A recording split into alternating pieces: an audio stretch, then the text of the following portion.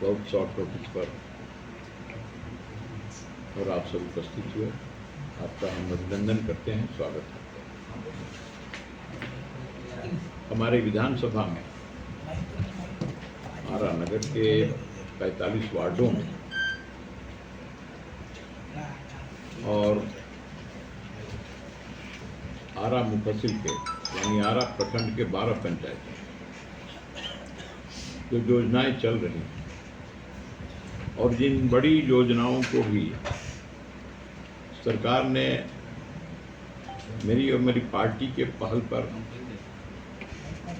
उसकी स्वीकृति दी है और उनमें भी काम चल रहा है, उन सबकी जानकारी देने के निमित्त ही मैंने आप सबको आग्रह करके और यहाँ बुलाया है और पार्टी के माध्यम से पार्टी के जिले के प्रवक्ता और उनके द्वारा आप सबको निमंत्रित किया गया। मैं कुछ बड़ी योजनाओं के बारे में बताना चाहता हूँ। जैसे मैं कृषि मंत्री था तो उस समय कृषि इंजीनियरिंग महाविद्यालय उसकी स्वीकृति दिलाई। बिहार में 4 कृषि महाविद्यालयों की स्वीकृति मैंने दिलाई, जिसमें एक आरा में भी। पहले से एक कृषि महाविद्यालय बक्सर जिले के डुमरांव में है। इस पूरे शाहाबाद और शाहाबाद कृषि के दृष्टि से आज़ादी के बाद के दिनों में भी और उससे पहले भी तो भारतवर्ष में सबसे अव्वल स्थान था, सबसे प्रथम स्थान था। कृषि की बात जब भी की जाती थी, उन्नत कृषि की, तो यहीं से उस बात की शुरुआत होती थी। जापान से और धान की खेती और रोपनी कराने के लिए लोग जब आए सिखाने के लिए देश में, भारत में, तो सबसे पहले यहीं पर आए और भारत की सबसे पहली नहर जो बनी सिंचाई के दृष्टि से तो इसी शाहाबाद में और मगध में बनी। इसलिए यह जो समतल जमीन है, यह धरती यहाँ कृषि के लिए बहुत उपयुक्त मानी गई, लेकिन बाद के दिनों में इसकी उपेक्षा हुई। मैंने मुख्यमंत्री जी से कहा कि शाहाबाद में सिर्फ एक कृषि महाविद्यालय है, बक्सर में एक कृषि इंजीनियरिंग महाविद्यालय होना चाहिए आरा में। उन्होंने कहा जमीन दिलवा दीजिए। मैंने कहा जमीन है हमारे पास, हम जमीन ले लेंगे।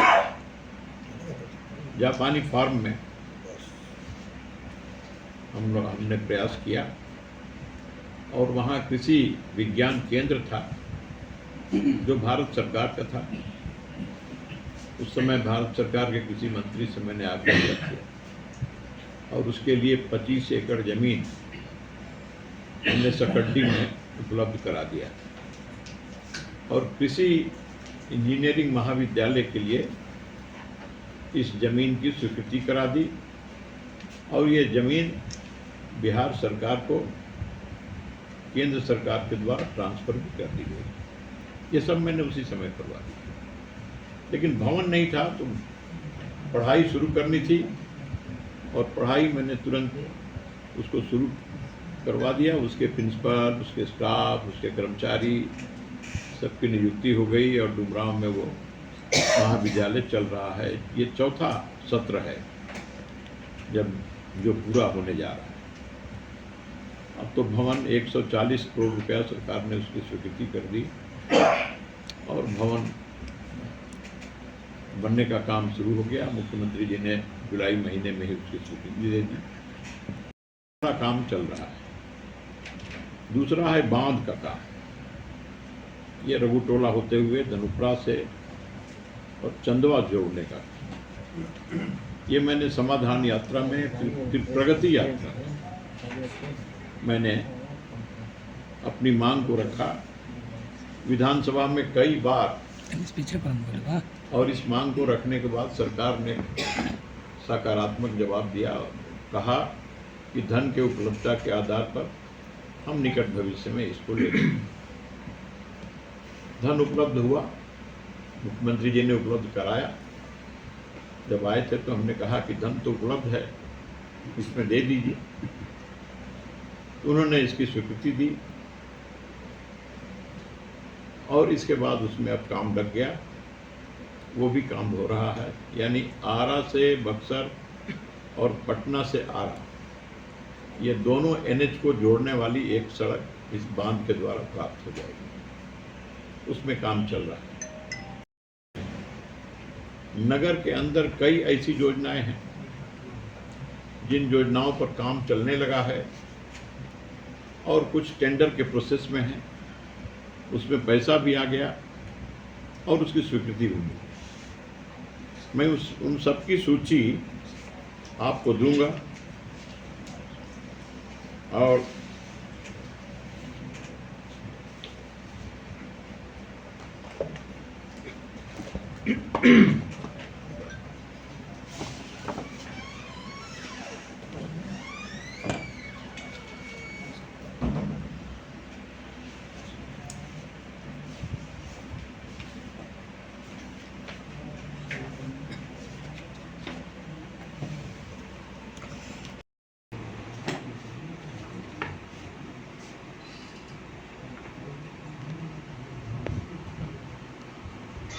इसमें जो कार्रवाई हुई है, इसमें कुछ बड़ी और योजनाएं हैं, जैसे जल जमाव से पीड़ित लोग, और इसको 4 भाग में हम बांटा है। पहला है आरा शहर के 4 हिस्से में जल जमाव बड़े पैमाने पर होता है। जल निकासी की योजना पकड़ी मोहल्ला, अनाइट, करमन टोला और बेगम, इन चारों मोहल्ले से पानी की निकासी करके और उसको गांगी की तरफ ले जाने की योजना, और उसमें काम भी लग गया है। तो ये एक बड़ा काम हुआ जल जमाव से मुक्ति के लिए करना है, तो उसमें काम शुरू हो गया है। ये मैंने ये चिर लंबित ये है, ये मांग थी लोगों, इसको हमने पूरा करवा दिया। सरकार ने इसको बड़ा सहृदयता से इसको स्वीकार किया और ये योजनाएं अब इसमें चलने लगी। इसमें बहुत पैसा दिया है इन चारों में। इसके बाद कुछ ऐसी और योजनाएं थी जिनके लिए भी हमने उसमें किया है, और सरकार का आश्वासन है कि आवागमन इसमें, जैसे आरा शहर में अतिक्रमण की वजह से गांगी नदी के तरफ से आरा शहर में प्रवेश मार्ग हो, इसलिए ओवरब्रिज ब्रिज ऊपरी पुल से दक्षिण की ओर आवागमन हेतु निर्माण, यानी सीधे गोपाली चौक से सीधे पार होकर के जेल रोड। इसे भी माननीय मुख्यमंत्री जी ने बहुत इसको संजीदगी के साथ लिया है और उसका पत्र है, मैं दूंगा। प्रिंट मीडिया के लोग होंगे तो अभी दे दूंगा।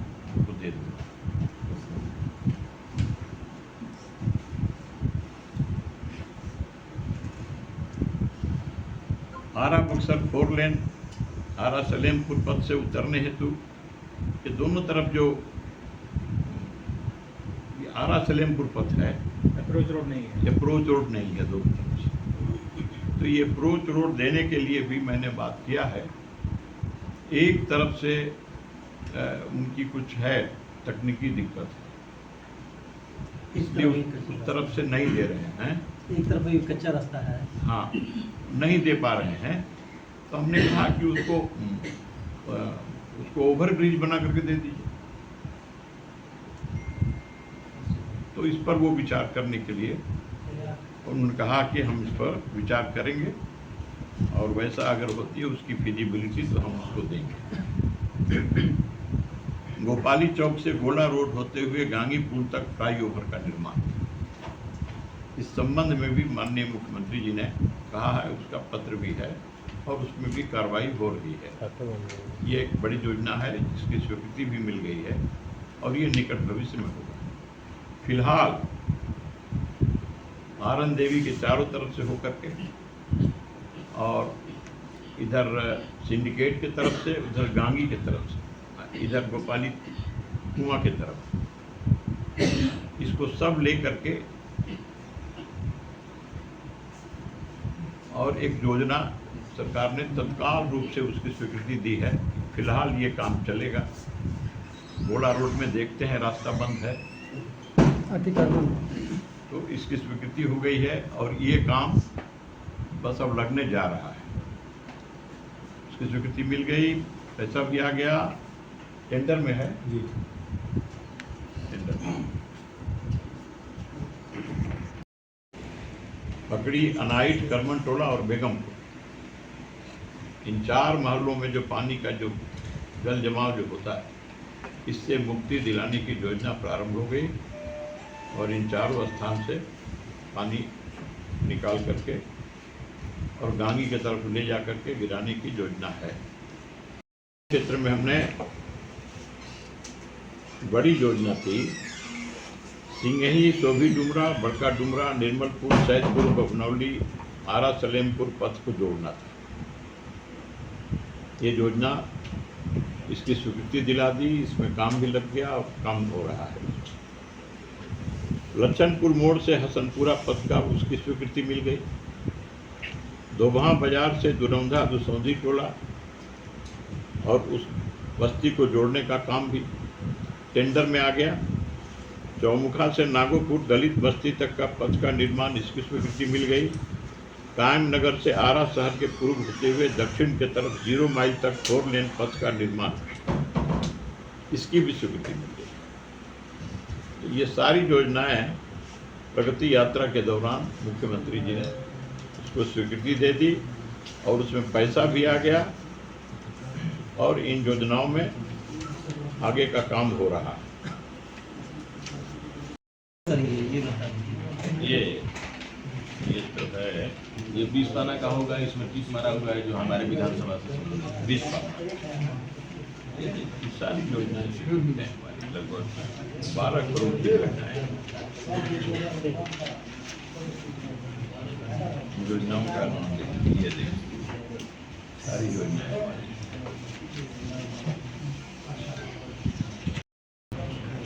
ये देखिए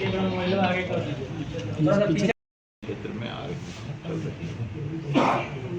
2005 के पहले क्या था, जिनका जन्म हुआ, जिनका उम्र है और जो और जिन्होंने देखा था उस जमाने में, ऐसे बहुत लोग हैं। उन लोगों ने आरा को किस हालत में देखा था जब मैं आया।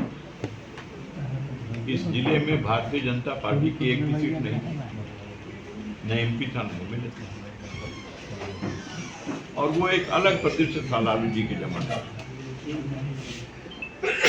लेकिन वहां से काम करते करते करते किस प्रकार से और ये शहर धीरे धीरे बढ़ता गया। बिजली नहीं थी, बिजली कुछ मिलती तो ट्रांसफार्मर नहीं थे। ट्रांसफार्मर घरेलू ट्रांसफार्मर हुए तो जो बड़ा ट्रांसफार्मर जो होता है वो नहीं था। यहाँ ग्रिड लाया, ये पावर ग्रिड जो है इसे हम ही लाए और कांग्रेस के राज में लाया। तो ये सब काम करते करते आरा शहर को, फिर भी मैं समझता हूँ कि समस्याओं का अंत नहीं है और समस्याएं रहनी चाहिए। समस्याएं नहीं रहेंगी तो मनुष्य के सामने चुनौती नहीं रहेगी, कोई काम नहीं रहेगा। और चुनौती और काम नहीं रहेगा तो मनुष्य का जीवन बोझ हो जाएगा, फिर मनुष्य की उपादेयता, उपयोगिता ही समाप्त हो जाएगी। इसलिए समस्याएं तो हैं और रहनी भी चाहिए, लेकिन बहुत समस्याओं का समाधान भी हुआ और बहुत समस्याएं समाधान के लिए प्रतीक्षा भी कर रही हैं। तो हम सब लगे हुए हैं। भारतीय जनता पार्टी की सरकार, एनडीए की सरकार, नीतीश बाबू के नेतृत्व में सरकार, इस सरकार ने बिहार में जो कुछ किया है, यहाँ के लोगों को भी बहुत फायदा हुआ है। और हम समझते हैं कि आगे भी जनता का स्नेह और आशीर्वाद प्राप्त होगा। इतनी योजनाएं हैं कि उन योजनाओं को आपके सामने मैं रख नहीं पाया। मैं सब बना करके और एक सवाल है, कम से कम प्रिंट मीडिया को और इसको हम भिजवा देंगे। एक सवाल है, किताब है और हम नहीं कह सकते यहाँ, ये पूर्ण हो चुकी है सारी योजनाएं। ये किताब सारे वार्ड, एक नहीं सैकड़ों योजनाएं, और ये सारी पूर्ण हुई है, करोड़ों की। तो इसलिए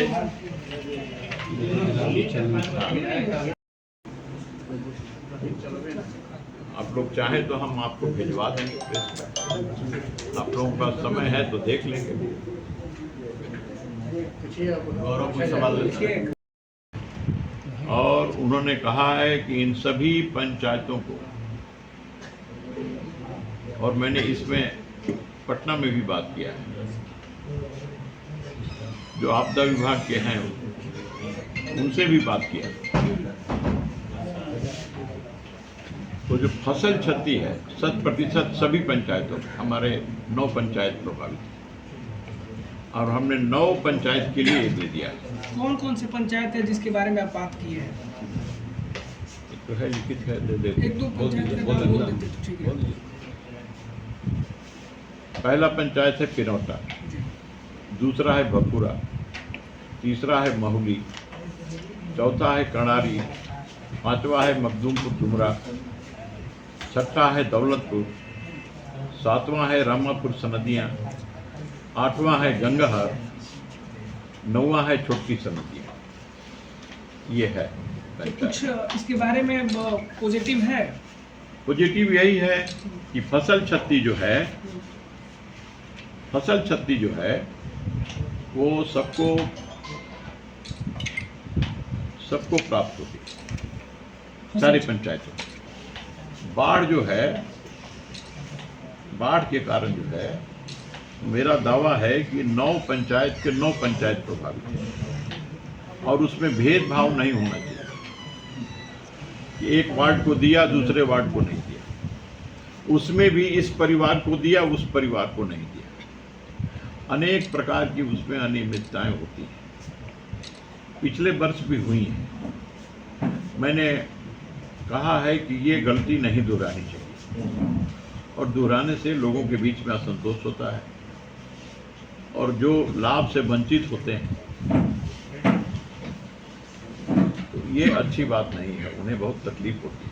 एक और आरोप है, ये जो 9 पंचायत है, ये पंचायतों की जनता कह रही है कि आपके द्वारा पहल नहीं किया गया है, जिसके वजह से बाढ़ में ये पंचायत। अब पहल देखिए, एक बात जान लीजिए, पहल तो हर जनप्रतिनिधि का कर्तव्य बनता है और मैंने पहल किया है, सामने है। और यही नहीं, अभी जो 20 सूत्री समिति की जो बैठक थी, प्रभारी मंत्री आए थे, उसमें भी मैंने पुरजोर ढंग से इस बात को उठाया।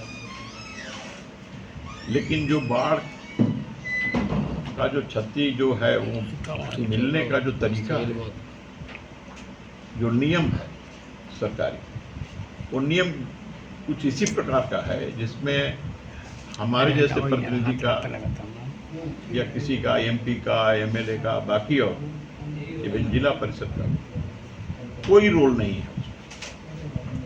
उसमें पंचायत की अनुश्रवण समिति के ही निर्णय पर विचार होता है। ये नियम है, सख्त नियम है। अब पंचायत समिति के जो अनुश्रवण समिति है, उसने क्या किया है, कैसे अपना निर्णय दिया है, अपना रिपोर्ट क्या दिया है, ये वही जानते हैं। उसमें पारदर्शिता नहीं है। हम लोगों ने बार बार कहा कि जो रिपोर्ट है, उस रिपोर्ट को तो सामने लाइए। पंचायत से हम श्रवण समिति कहती है कि हमने साथ दे दिया है सबके लिए। बाद में बताया जाता है कि नहीं, जो जो रिपोर्ट किया है उसी को मिले। हमारा फिर भी हमने जो अपना काम किया, बाकी राजनीति की बात है, राजनीति तो की जाती है। आरोप तो भगवान राम पर लगा, कृष्ण पर लगा, और लोकतंत्र में किसी पर आरोप लगा देने का अधिकार प्राप्त है, और आरोप सुन लेना भी चाहिए। तो आरोप लगा दिया, आरोप मैंने सुन भी लिया, लेकिन सच्चाई क्या है जनता भी जानती है। ऐसा नहीं है कि 4 लोग इकट्ठा होकर कह दिए वही जनता हो गया, ऐसी बात भी नहीं। जनता सब कुछ जानती है, और जनता समय पर निर्णय भी करती है। इसलिए मेरा यही इस संबंध में आग्रह है कि मैंने जो किया है ये सब है, आप इसको देख सकते हैं। हम दे दें क्या? विधायक जी निजामुद्दीन अंसारी जो हैं, उन्होंने आप पर आरोप लगाया है कि आपने आरा विधानसभा के मतदाताओं का नाम संदेश में जुड़वा दिया है अपने पैड पर लिखकर। सुनिए, जिस गांव में लोगों ने कहा, उनको पता नहीं है कि अमरेंद्र प्रताप सिंह या कोई भी किसी नागरिक का नाम हटा देने का नहीं है। हटाने वाली एजेंसी चुनाव आयोग है। उस गांव के लोग कहते हैं कि ये मतदाता जो हैं ये दूसरे गांव के हैं, ये उस मौजा के हैं, उद्वंत नगर के, जो हमारे में नहीं है, और वो हमारे पंचायत में वोटर हो गए। अब मैं कहूंगा नहीं कि कैसे वोटर बनाए जाते हैं पंचायतों के चुनाव में, वार्ड के चुनाव, ये बताने की बात नहीं। लेकिन उस पंचायत को लोग, उस गांव के लोग समझते हैं कि साहब ये बाहरी वोटर हमारे गांव में क्यों आ गए। उन्होंने इस बात को लिख करके दिया है। स्वाभाविक रूप से वो हमारे निर्वाचन क्षेत्र के हैं, और उनकी बात मैं सुनूंगा। उनका मौजा अलग है, उनका गांव अलग है। अगर वो चाहते हैं कि नहीं साहब वो अपने गांव में रहें, और तरीका भी यही है, नियम भी यही है, तो चुनाव कमीशन इसकी जांच करे। अगर ऐसा है तो जो नियम कहता है करें, इसमें आरोप लगाने की कौन सी बात है। मतदाता हटाने जैसी कोई बात नहीं है। मतदाता तो हैं, यहाँ रहेंगे वहाँ रहेंगे, जहाँ के हैं वहीं रहें, बस यही बात है। कोई कहा है कि मतदाता नहीं रहे, उनका नाम काट दिया, ऐसा नहीं है। उनका कहना है कि आरा विधानसभा के ही मतदाता हैं सभी 200-250 मतदाता इधर उधर किया। अब ये तो इधर उधर उन्होंने बहुत चीज किए हैं। कहाँ का मतदाता ले जाके जोड़े। विधायक जी, जहाँ एक परिवार नहीं है, वो उस वार्ड में जा करके और वोट देते हैं, और वहाँ के मतदाता बन गए। बड़ा सवाल जो शहर के एक आम नागरिक के बारे में लोग जानना चाहते हैं, शहर की सड़कें क्या दशहरा से पहले बन जाएंगी? अगर बनेगी तो कौन कौन सी सड़कें, ये भी आप बता दीजिए। दशहरा के पहले बन जाएंगी ऐसा सवाल कर रहे हैं कि अभी छू दें और भी बन जाएंगी, ऐसा सवाल तो आपको नहीं करना चाहिए। सर, पर्व का माहौल है, हम नहीं, आम जनता पूछ रही है, ये आम जनता पूछ रही है। आम जनता पूछ रही है, आम जनता जानती है कि सड़कें कैसे बनती हैं, कितना समय लगता है। ऐसा नहीं कि नहीं जानती, लेकिन सड़कें बन जाएंगी, सब में काम लग गया है। सारी सड़कें बन जाएगी, शहर में कोई सड़क ऐसी नहीं रहेगी। आप कह सकते हैं मेरे ओर से कि सारी सड़कें निकट भविष्य में बन जाएंगी, 2-3-4 महीने के अंदर बन जाएंगी, बन जाएंगी।